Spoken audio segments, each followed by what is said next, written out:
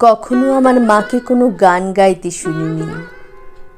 সেই কবে শিশুরাতে ঘুম পাড়ানিয়া গান গেয়ে আমাকে কখনো ঘুম পাড়াতেন কিনা আজ মনেই পড়ে না। যখন শরীরে তার বসন্তের সম্ভার আসেনি, যখন ছিলেন তিনি ঝড়ে আম কুড়িয়ে বেড়ানো বয়সের কাছাকাছি, হয়তো তখনও কোনো গান লতিয়ে ওঠেনি মিরে মিরে দুপুরে সন্ধ্যায়, পাছে গুরুজনদের কানে যায়। এবং স্বামীর সংসারে এসেও মা আমার সারাক্ষণ ছিলেন নিশ্চুপ, বড় বেশি নেপথ্যচারিণী।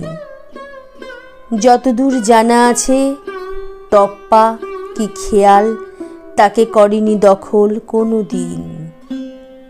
মাছকোটা কিংবা হলুদ বাটার ফাঁকে অথবা বিকেলবেলা নিকিয়ে উঠোন, মুছে বাসন কোসন, সেলাইয়ের কলে ঝুঁকে, আলনায় ঝুলিয়ে কাপড়, ছেঁড়া শার্টে রিপুকর্মে মেতে, আমাকে খেলার মাঠে পাকিয়ে আদরে, অবসরে চুল বাঁধবার ছলে কোনো গান গেয়েছেন কিনা এতকাল কাছাকাছি আছি তবু জানতে পারিনি।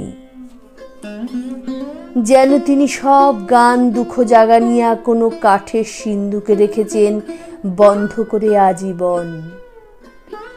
এখন তাদের গ্রন্থির শরীর থেকে কালে ভদ্রে সুর নয়, শুধু ন্যাপথালিনের তীব্র ঘ্রাণ ভেসে আসে।